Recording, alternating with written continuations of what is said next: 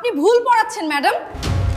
বন্ধুরা, একবার ভেবে দেখুন তো, এক দরিদ্র কুড়ানি ছেলে যে কোনোদিন স্কুলে যায়নি, যার আজ কপালে খাবার জুটবে কিনা তাও জানা নেই, সেই ছেলেই যদি শহরের সবচেয়ে বড় আর বিলাসবহুল স্কুলের গণিতের ম্যাডামকে সরাসরি বলে দেয় যে আপনার পড়ানো ভুল, তবে সেই ম্যাডাম তার সাথে কি করতে পারেন? কিভাবে এক কুড়ানি ছেলে 15 বছর ধরে বইয়ে ছাপা একটি ভুল অঙ্ককে সঠিক করে দিল? চলুন দেখা যাক আজকের এই অসাধারণ গল্পে। সকাল 8টা বাজছিল। শহরের সবচেয়ে নামী এবং ব্যয়বহুল স্কুল রয়্যাল হেরিটেজ ইন্টারন্যাশনালের গেট তখন খুলে গেছে। এটি এমন এক স্কুল যেখানে কেবল অতি ধনীদের সন্তানেরাই পড়তে আসে। এখানকার 1 বছরের বেতন যা, একজন দরিদ্র মানুষ সারা জীবনের কঠোর পরিশ্রম দিয়েও হয়তো তা জোগাড় করতে পারবে না। গেটের বাইরে তখন দামি গাড়ির দীর্ঘ লাইন।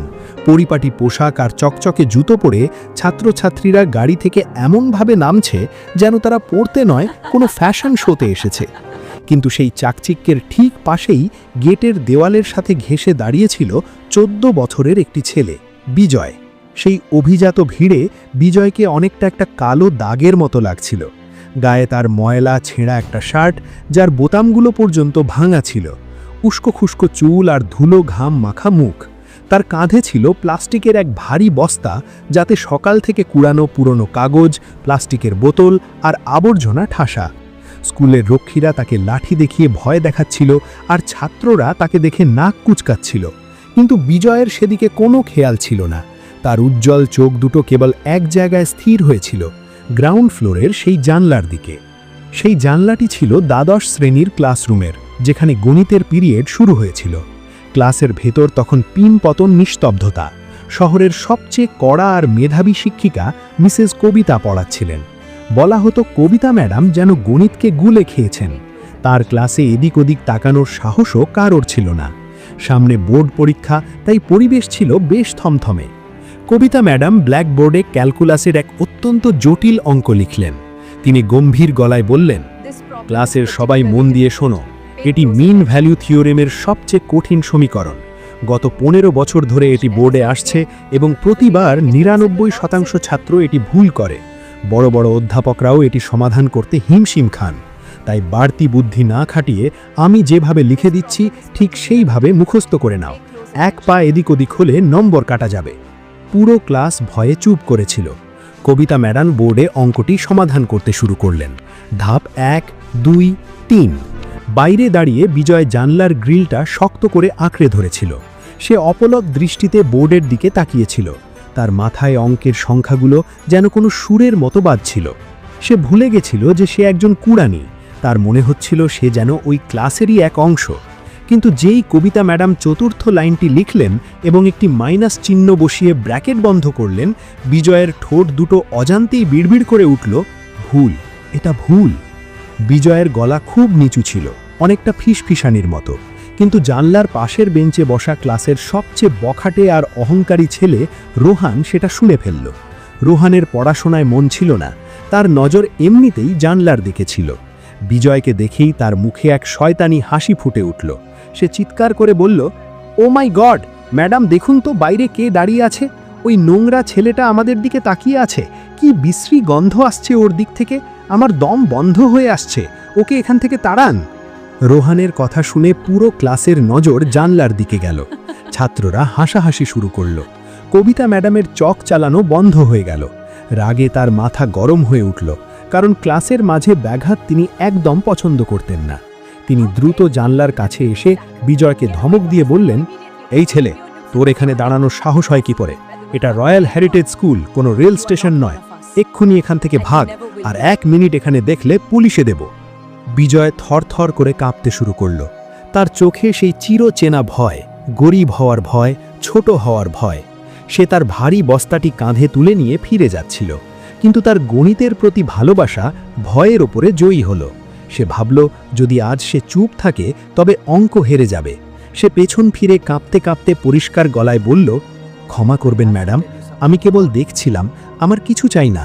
কিন্তু ম্যাডাম, ওই চতুর্থ লাইনটা ভুল, বইয়ে ওই ফর্মুলাটা ভুল ছাপা আছে। ওভাবে করলে উত্তর কোনো দিন শূন্য আসবে না। পুরো ক্লাসে এমন স্তব্ধতা নেমে এলো যেন সবার বাকশক্তি হারিয়ে গেছে। যে কুড়ানি ছেলের নিজের খাবার ঠিক নেই সে কিনা শহরের নামী শিক্ষককে ভুল ধরিয়ে দিচ্ছে। কবিতা ম্যাডামের মুখ অপমানে সাদা হয়ে গেল। এটি তার 20 বছর শিক্ষকতার জীবনের সবচেয়ে বড় অপমান। তিনি ক্লাস থেকে বেরিয়ে এসে বিজয়ের কলার ধরে তাকে ভিতরে হিঁচড়ে নিয়ে এলেন। বিজয় কাকুতি মিনতি করছিল তার বস্তাটি বাঁচানোর জন্য, কিন্তু ম্যাডাম কিছুই শুনলেন না। ম্যাডাম তাকে ধাক্কা দিয়ে ব্ল্যাকবোর্ডের সামনে দাঁড় করিয়ে দিলেন।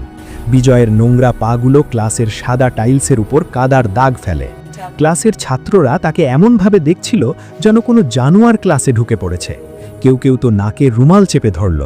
কবিতা ম্যাডাম বিজয়ের চোখের দিকে তাকিয়ে রাগে কাঁপতে কাঁপতে বললেন, তোর মতো এক অশিক্ষিত জাহিল আমাকে শেখাবে? তুই জানিস আমি কে? আমি গোল্ড মেডালিস্ট। 20 বছর ধরে অঙ্ক পড়াচ্ছি আমি, আর এই অঙ্ক 15 বছর ধরে বইয়ে আছে। বড় বড় বিদেশি লেখকরা এটা লিখেছেন। আর তুই যে আবর্জনায় খাবার খুঁজিস, তুই বলছিস সেটা ভুল? তোর যোগ্যতা কি? পেছন থেকে রোহান উপহাস করে বলল, ম্যাম, ও নিশ্চয়ই 2+2ও জানে না। ওর সাথে মজা নেওয়া যাক, ওকে সমাধান করতে দিন। কবিতা ম্যাডাম টেবিল থেকে একটা চক তুলে বিজয়ের দিকে ছুঁড়ে মারলেন। ধর চক, যদি অতই জানিস তবে ঠিক করে দেখা, কিন্তু মনে রাখিস যদি ভুল করিস তবে তোকে এমন মার খাওয়াবো যে নিজের পায়ে হেঁটে বাড়ি ফিরতে পারবি না, আর তোর এই বস্তাটাও জ্বালিয়ে দেব। কর সমাধান।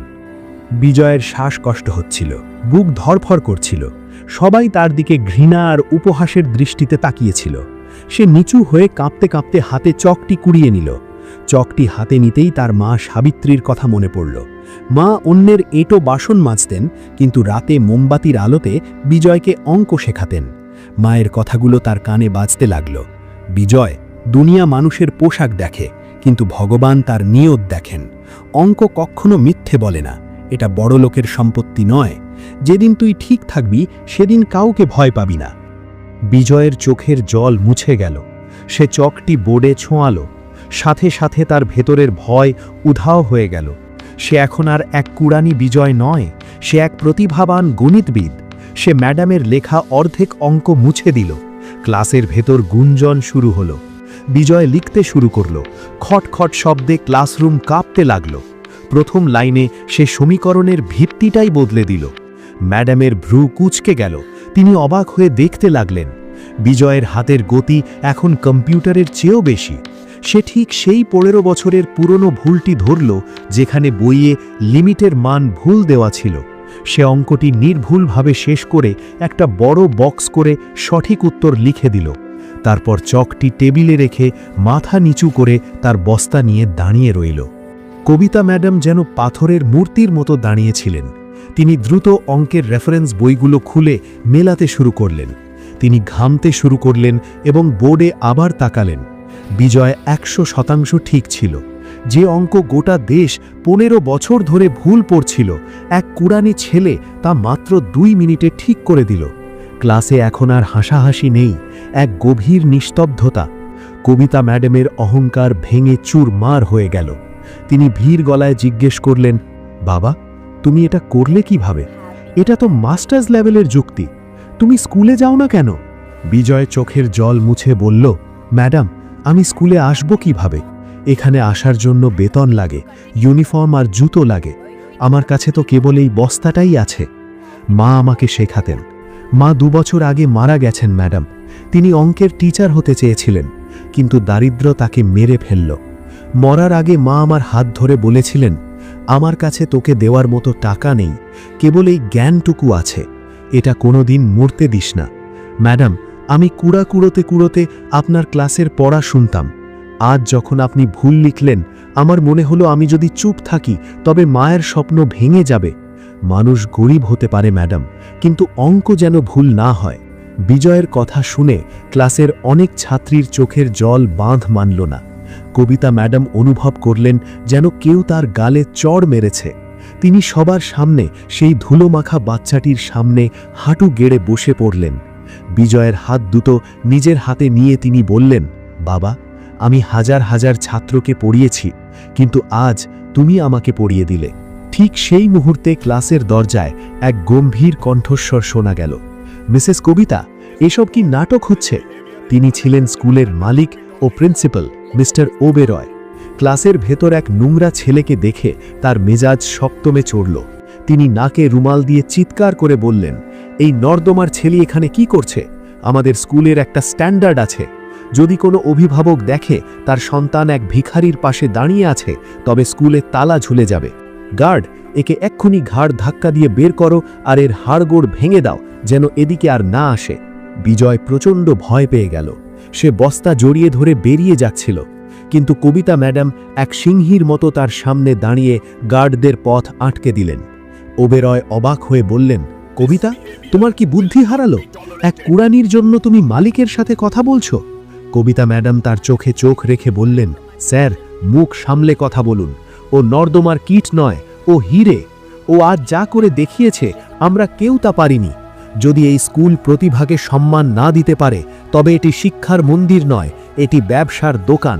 আমি এই মুহূর্তে পদত্যাগ করছি। ও যদি বাইরে যায় তবে আমিও যাব। আমি গাছের নিচে পড়াবো, কিন্তু ওর মেধা মরতে দেব না। পুরো স্কুল যেন কেঁপে উঠল। ঠিক সেই সময় স্কুলের পুরনো পিয়ন দীননাথ এক জীর্ণ চিঠি নিয়ে দৌড়ে এলেন। তিনি বললেন, ম্যাডাম, মিস্টার ওবেরয়, থামুন। এই ছেলেকে বের করবেন না। আমি এর মা সাবিত্রীকে চিনতাম। ও কোনো সাধারণ মহিলা ছিল না। তিনি কবিতা ম্যাডামের হাতে একটা জীর্ণ ডিগ্রি তুলে দিলেন, যেখানে লেখা ছিল, Savitri Devi, gold medalist in mathematics, state university. Kavita madam শিউরে উঠলেন। তিনি সাবিত্রী দেবীর লেখা বই পড়ে বড় হয়েছেন। চিঠিতে লেখা ছিল, জানি আমি যখন থাকব না তখন হয়তো কেউ এটা পড়বে। দারিদ্র আমাকে ফুটপাতে নামিয়ে দিয়েছে, কিন্তু আমার ছেলে বিজয়ের মধ্যে আমার সারা জীবনের জ্ঞান আর তপস্যা আছে। ওকে ভিখারি মনে করবেন না, ওকে শুধু একটু পড়তে দেবেন। চিঠিটি পড়ে কবিতা ম্যাডাম অঝরে কাঁদতে লাগলেন। বিজয়ও তার মায়ের নাম শুনে দুকরে কেঁদে উঠল। সবচেয়ে বড় পরিবর্তন দেখা গেল রোহানের মধ্যে। সে অনুতপ্ত হয়ে নিজের দামি ব্লেজারটি খুলে বিজয়ের কাঁধে পড়ে দিল এবং হাত জোড় করে বলল, ভাই, আমাকে ক্ষমা করে দাও। আসল ধনী তো তুমি, আমরা তো স্রেফ টাকার কাঙাল।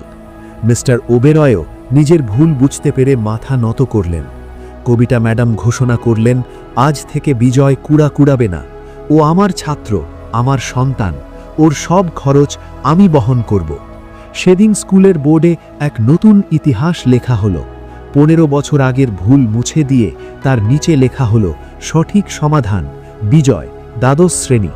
বিজয় প্রমাণ করে দিল যে প্রতিভা কোনো প্রাসাদের মুখাপেক্ষী নয়, দারিদ্র্যকে হারিয়েও আকাশ ছোঁয়া সম্ভব।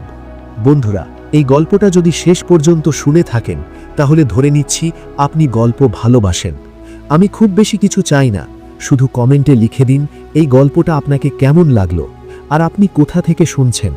আর যদি মনে হয় এরকম গল্প আপনি আরও শুনতে চান, তাহলে পাশে থাকুন, সাবস্ক্রাইব করে রাখলেই হলো।